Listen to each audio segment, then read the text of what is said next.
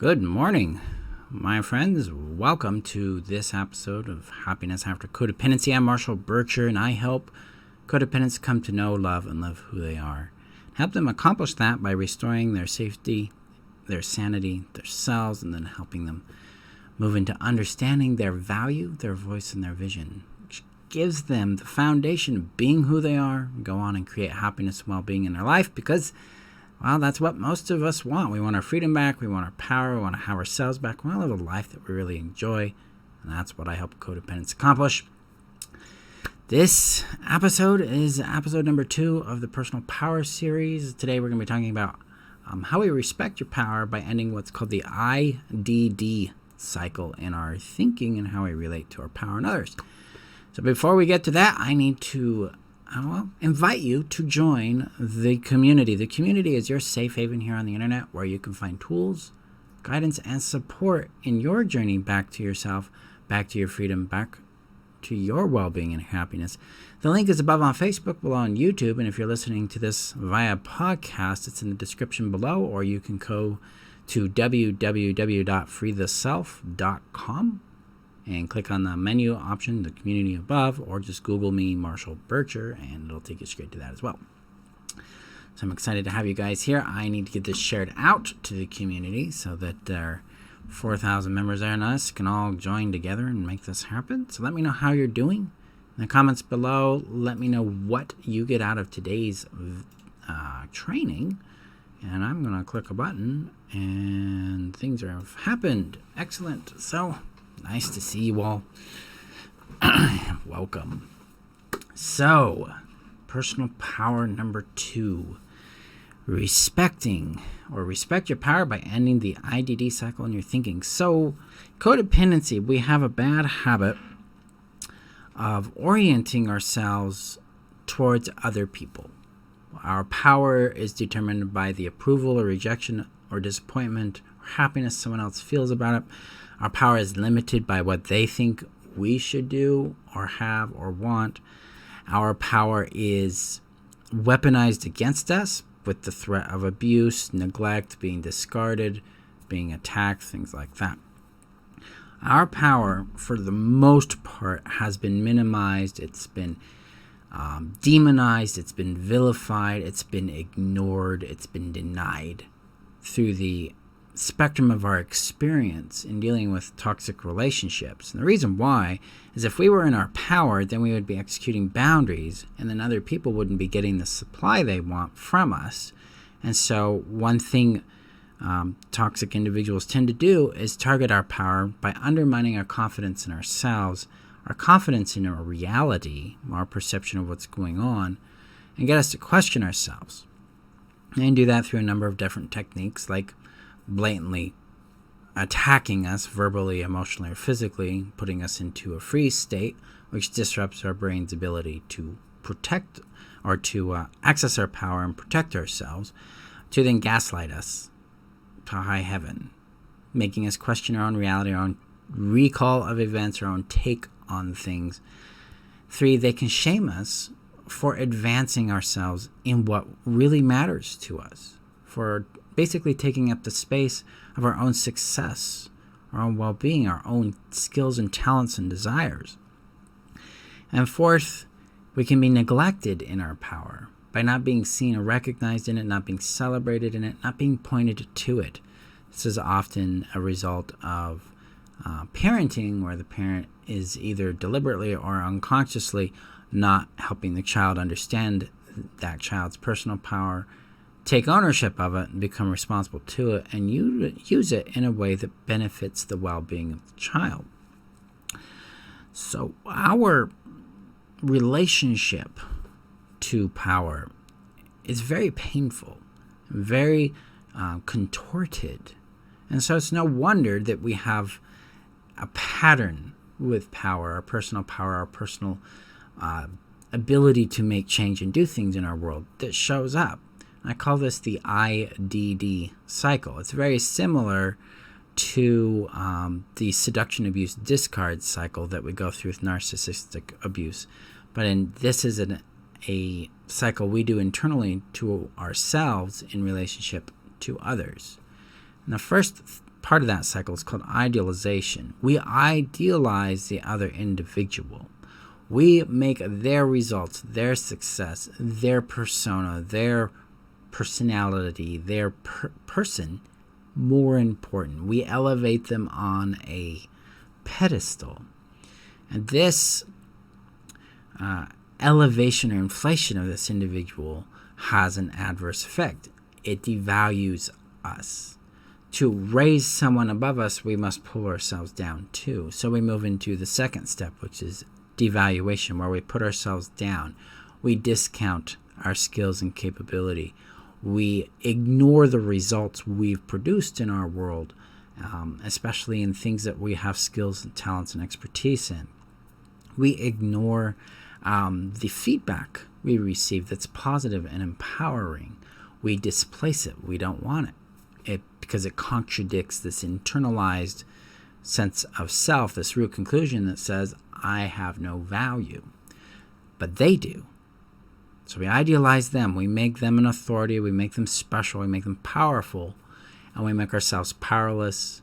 We make ourselves invisible. We make ourselves unlovable, unworthy, and basically unwanted and ineffectual in our reality. So we devalue ourselves. We devalue our skills, our talents, our impact, the results, our capabilities. And then ultimately we move into the third phase, which is called discard. So discard, just like it is in the seduction abuse discard cycle, we throw away something. In this case, we're discarding ourselves. We're discarding our skills, our talents, our successes, our results. We're like, yeah, it's not a big deal. Then, it was luck. That just happened by luck. It won't happen again. We speak negatively to ourselves, like, yeah, well, maybe they don't really know who I really am. If they did, they wouldn't want me, that kind of thing. Or, yeah, that wasn't me. That was all them. We take no ownership of things. We throw it away. We discard it and avoid it.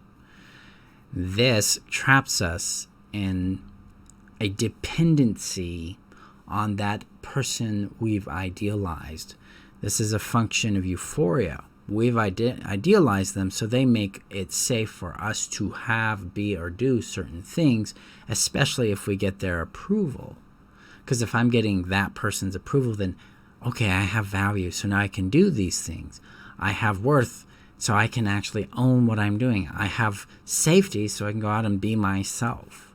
But we're dependent on this individual for making this happen.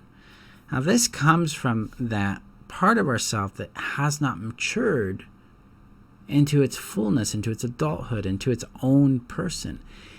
This inner child is attached to its parent still, and it's seeking a parent to help it know itself, help it feel safe and empowered in itself, and help it act and live through itself.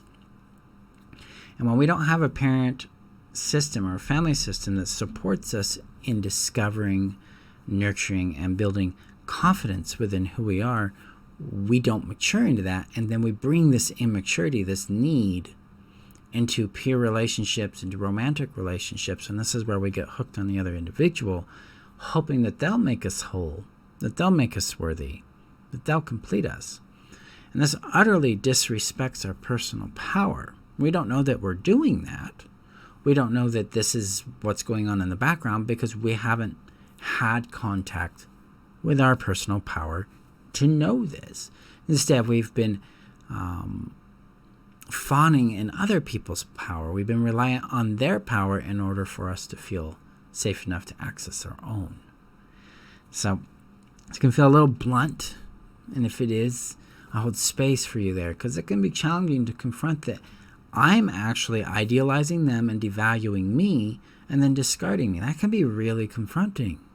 So I just hold space for you there, because I do it, and I've been through this myself, because it's painful to sometimes take ownership of this and go, okay, yeah, I need to look at this pattern and start shifting it so I'm more aligned with myself and less aligned with this old narrative. Now, how do we get out of this? Well, there's a couple of things we typically do as codependents and trying to escape this IDD cycle of idealization, devaluing, and discarding ourselves. We swing to the other side. So rather than idealizing them, we idealize ourselves and devalue the other person, and then try to discard the difference that we have with them. We try to either run away and isolate and try to become very powerful in our own space without building interconnection, interdependence, or an understanding of what I call both and.